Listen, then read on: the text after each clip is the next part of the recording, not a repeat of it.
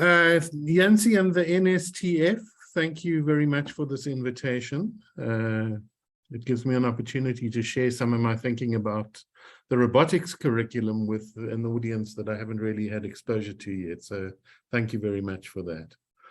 I'm going to be talking today about the robotics curriculum in particular, robotics and coding as it's styled in the CAPS document for schools. But there is a similar argument that I would suggest applies equally to things like mathematics education, science education, technology education more generally. Although I don't think the problem is as acute in those particular curricula as it is in the robotics curriculum. Now, basically, my argument today rests on these two principles. The first is that I think that the introduction of robotics and coding into the South African school curriculum is in principle correct. And of course, it has to do with the recognition that a number of speakers have mentioned today that we are indeed moving into an era in which understanding of the knowledge-driven economy and working within the knowledge-driven economy is important for learners to acquire.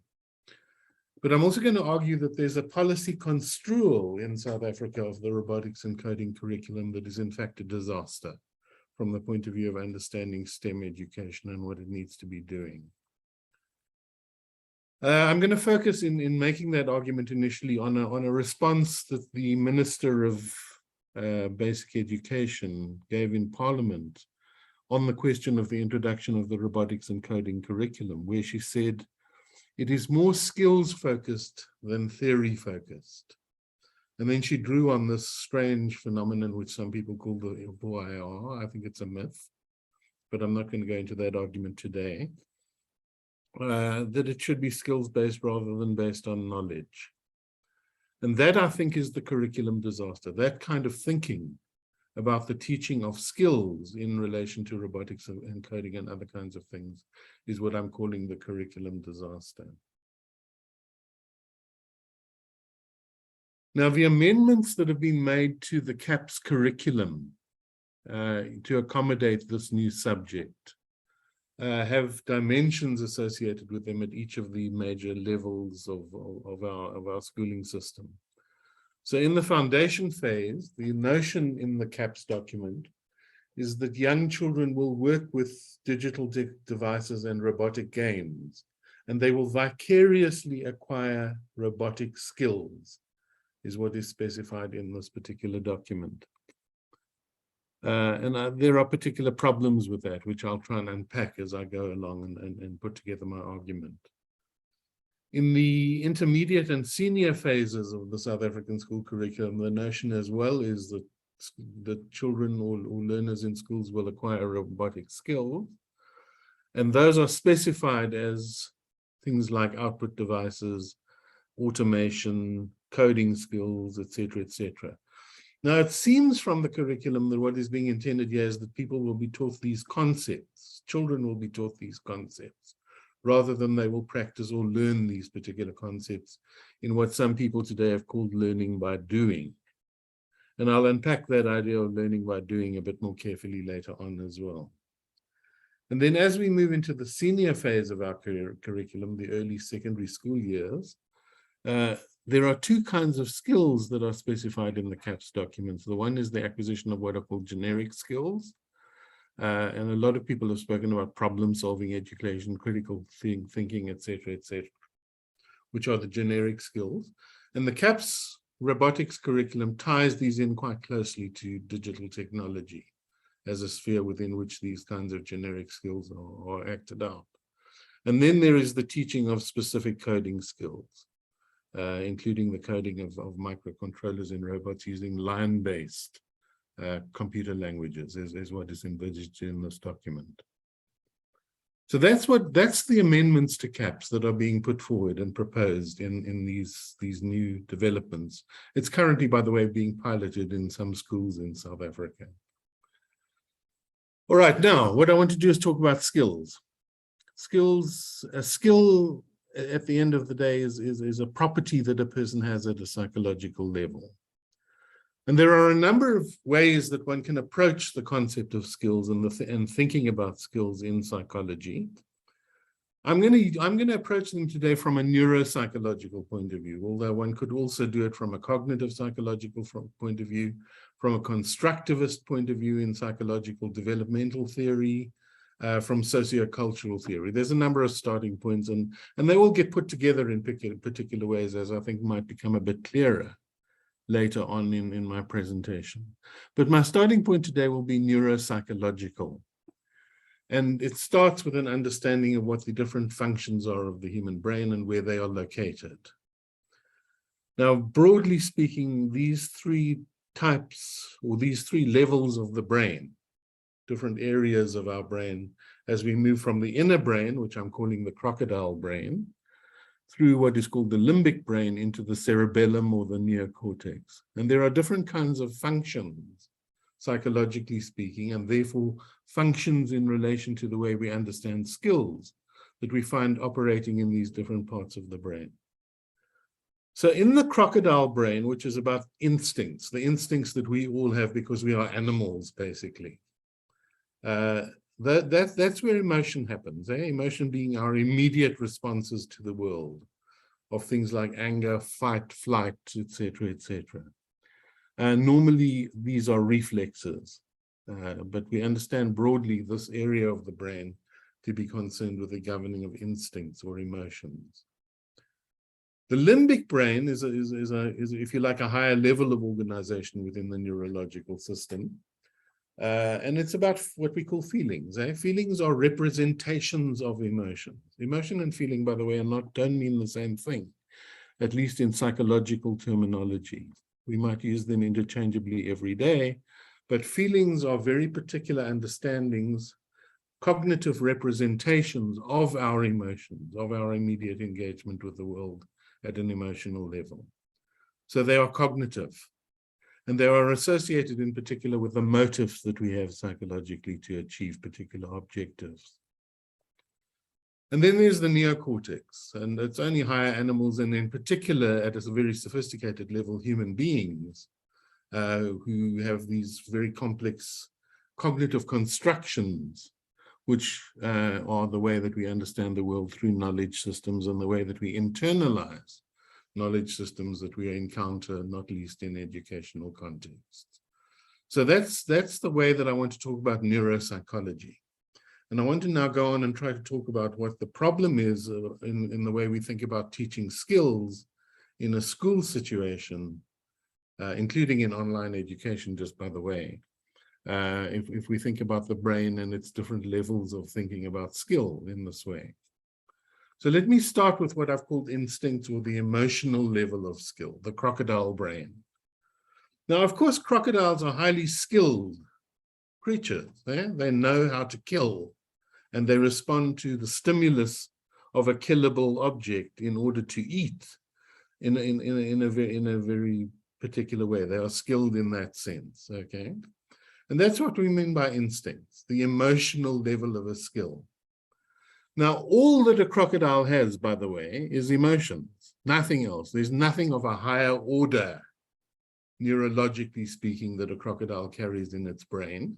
And this is why that inner brain of the human being is often spoken of as the crocodile brain, because that's where these basic emotions or our instincts as human beings are actually operative.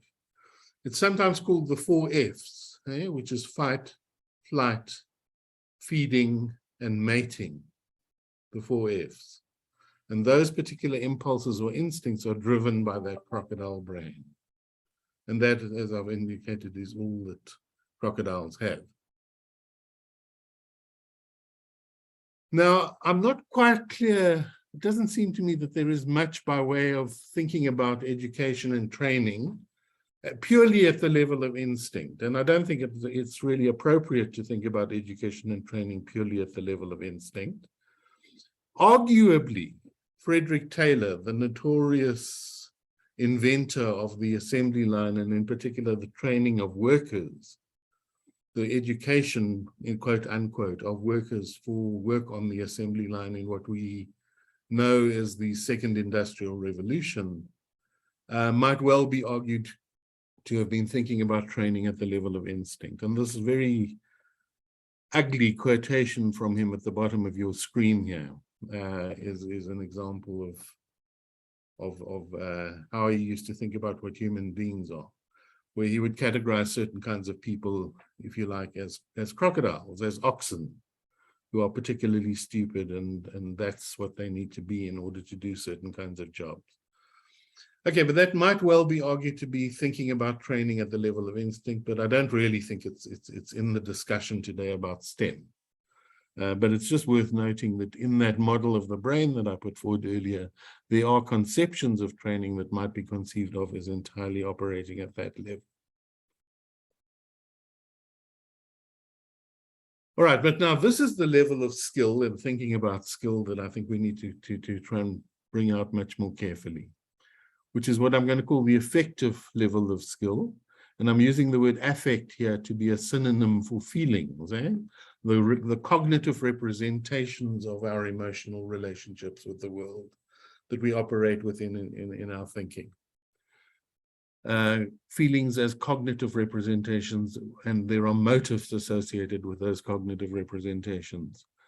Now, when we talk about skill and the training of skill here, we're talking very much about the kind of thing that you need to think about in relation to some popular movies, for example. I think many of you would have seen the movie Babe, in which a pig takes on the identity of a sheepdog and has a particular set of strategies in order to herd sheep and win a competition in that particular movie.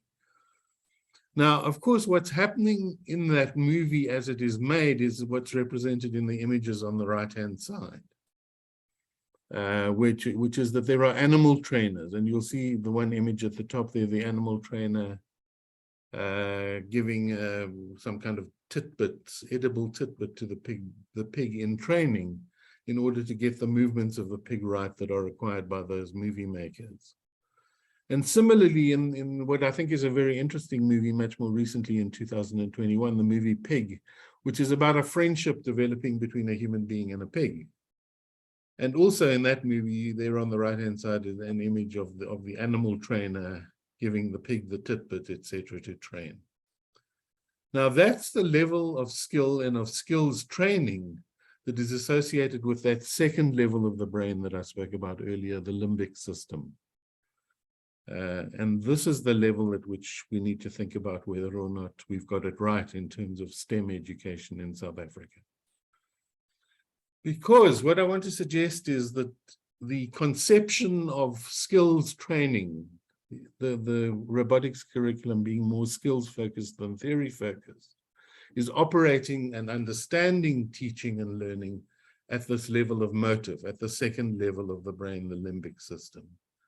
In other words, what I'm suggesting is, if you look at that blue circle there that I've just put up, unfortunately, the way that the Minister of Education and the Department of Education seems to be thinking about skills in robotics curriculum operates entirely within the limbic and if you like, crocodile functions of the brain. And just by the way, these are all simultaneous. It's not as if you move from the crocodile to the limbic system. They're all simultaneously operative when we think about the human brain and the way it works. And unfortunately, I think that the robotics and curriculum understanding of skill has been stuck in this particular set of ideas here about thinking. And in fact, what we need to be talking about is knowledge, the way that we know as we operate in the robotics curriculum, as we try and teach robotics to learners, etc., etc. We need to be talking about what I want to call the cognitive constructionist level of skill. And that, of course, takes us here into this area where cognitive constructions, yes, are indeed take into account feelings, the cognitive representations of emotion that we have in our thinking, but are also very much about the individual and the cultural, or if you like, the socio-cultural construction of thinking and learning, which takes place in an education system necessarily. And that's where we need to be thinking about the robotics curriculum and any other kind of STEM curriculum. So, thinking about knowledge, the key point here is that any skill, at whatever level we might be wanting to talk about skills of different kinds, Skills are always related to deeper knowledge systems and associated practices in those knowledge systems. Skills aren't isolated entities that just relate to a particular task. Okay? We carry out a skill in relation to a task in the context of a deeper underlying knowledge system that we carry within us psychologically. So if you think, for example, in the TVET learning context about teaching people to use tools in a skilled way, there's a deeper underlying, what is known as a neural network of procedural and propositional knowledge, which is always operative in relation to the exercise and the learning to exercise a particular skill.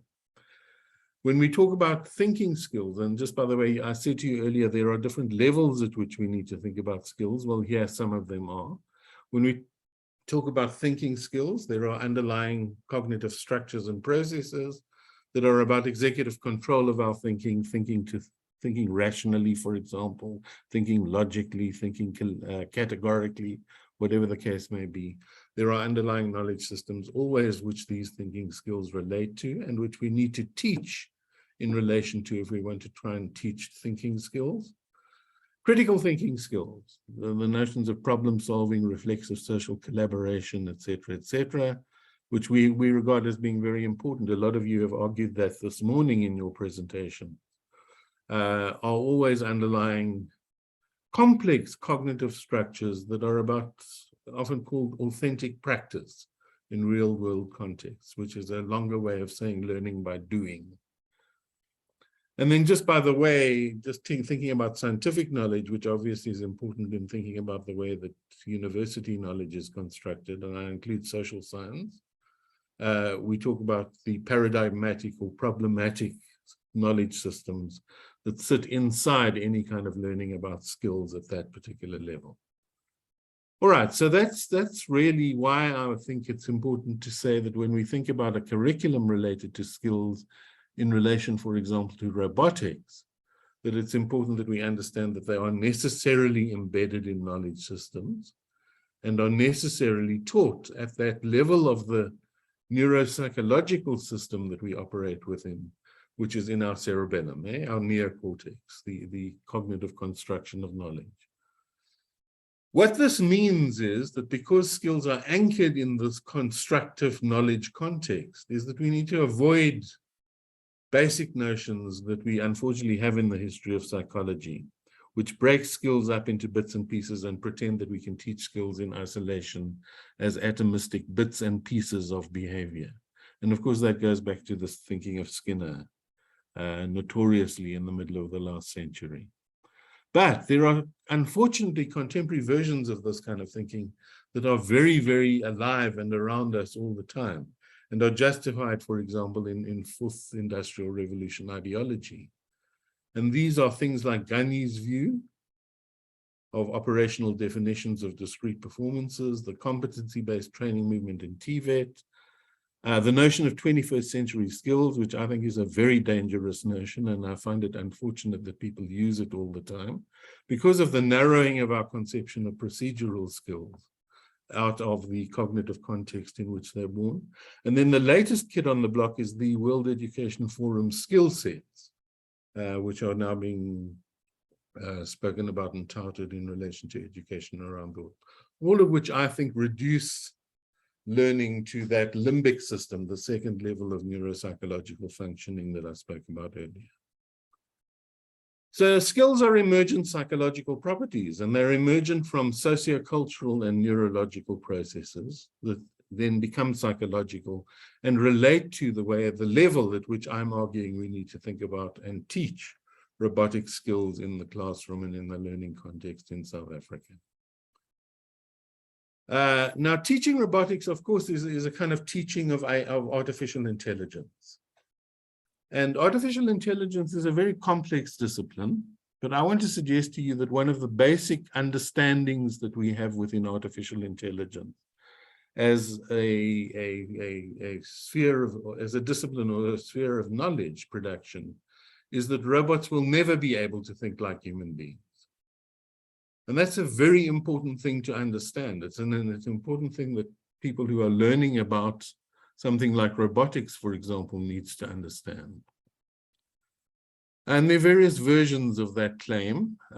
We know, for example, very well that robots are not capable of common sense, by which I mean things like knowing that objects fall downwards, knowing that if something is hidden behind something else, it still exists, and knowing that a cup of coffee gets cooler if you leave it standing, knowing what a Mzansi taxi driver is likely to do when you look at him in the traffic, which is certainly not something that you can predict in any formulaic or algorithmic way, to talk about AI terminology.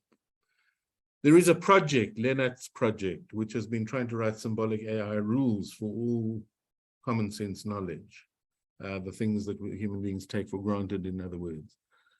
Started in 1984, they've tried to write all these symbolic rules, and at this point now, in 2022, they're not even 5% done, and they're starting to realize that it's probably impossible to write algorithms for common sense. So this is one reason why I would suggest robots will never be able to think like human beings. There are two other versions of the argument, which I'm not going to go into in detail now. Just because I see I'm running out of time, but the understanding, for example, that human beings are not thinking machines, but they are feeling beings who think. We're not thinking beings, but we're feeling beings who think. And of course, that goes back to those hierarchies of cognition and neuropsychological understandings of skill that I put on the table earlier. And this thinking, of course, is associated with the very prominent neuropsychologist Antonio Damasio. And then the third level of the argument is known as the Chinese room experiment, which is a thought experiment which is very prominent in artificial intelligence as a discipline.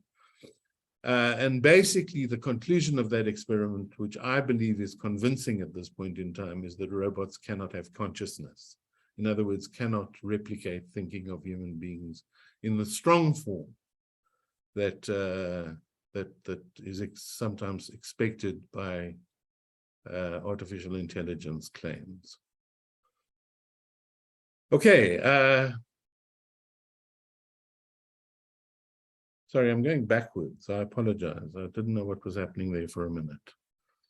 All right, this is Antonio Damasio.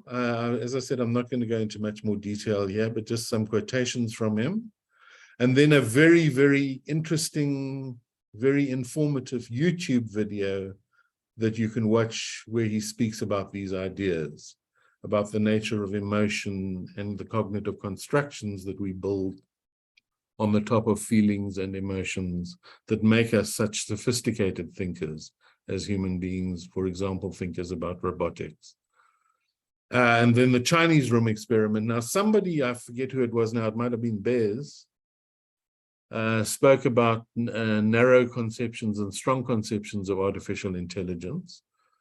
Now, of course, narrow conceptions of artificial intelligence are indeed possible, okay?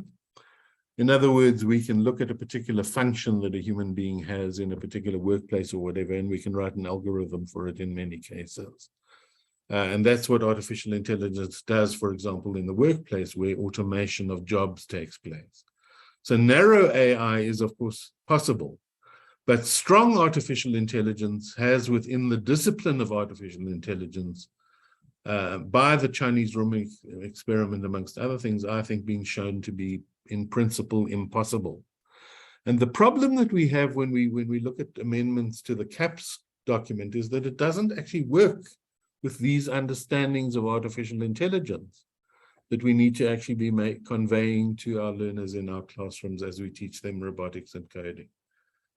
Now, the cognitive psychologist Brunner has made the point quite strongly over many years that we can teach any content to any child, provided it's done in the right kind of formation, structural understanding of the knowledge, provided it's taught to them at the right level. So we can teach foundation phase learners about robotic skills by, for example, getting them to think about, are robots alive?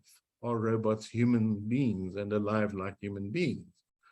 And there's very productive thinking amongst foundation phase students, by the way, in research that has been thinking about the question of, are dolls alive? And there are very few kids, even if they have fantasies about dolls, There are very few kids at this level that believe that dolls are alive. And equally, they can quite easily understand that robots are not alive, as human beings are. In the interscene phase, we run into a particular problem, which I've tried to represent graphically there. On the right-hand side are the fantasies that we have about what robots are, which of course come from movies and things like that. I think you will recognize those robots there, R2-D2, C-3PO, Robocop, etc., etc. And this is the fantasies about robotics and about what robots are that children operate with, and need to be dispelled quite thoroughly because they're completely fantastical. The reality of robots is represented on the left, which is that you've got industrial robots which have been around since the 1960s, which are not thinking machines. They're vaguely intelligent, if they are intelligent at all. And then you've got anthropomorphic robots, humanoid robots, as they're sometimes called. The first one in 1973, which was called Waybot 1. And then the most advanced state-of-the-art humanoid robot, its name is Asimo, which was developed in the last 20 years. And now very primitive machines, actually, with very few thinking skills. Even Asimo has some very basic capabilities which are based on weak algorithms that AI research has actually been able to produce. There's nothing very revolutionary, in other words, that would suggest some kind of major industrial revolution that is with us and is transforming robots in some way. Now, that's the reality of robots, and on the right-hand side is the fantasy of robots. And when we teach robotics in schools, we need to be very clear that our learners don't assume that robotics, as they need to learn about it for the economy, is the same thing as robotics as they learn about in the popular images of movies and television programs and whatever. And then when we teach the generic skills in the senior phase, in the secondary schooling phase, it's very important that we teach the skills that we're interested in as embedded in knowledge systems. Okay, thank you. That's what I wanted to say today. I know I went a bit over time, I'm sorry. But thank you for your attention. Thank you for your interest. And there are some recent writings of mine that I've indicated to you on the slide here. The people at the NSTF have indicated that they will put these on their website at some point, which would be great. Thank you very much. And I hope that this has been interesting.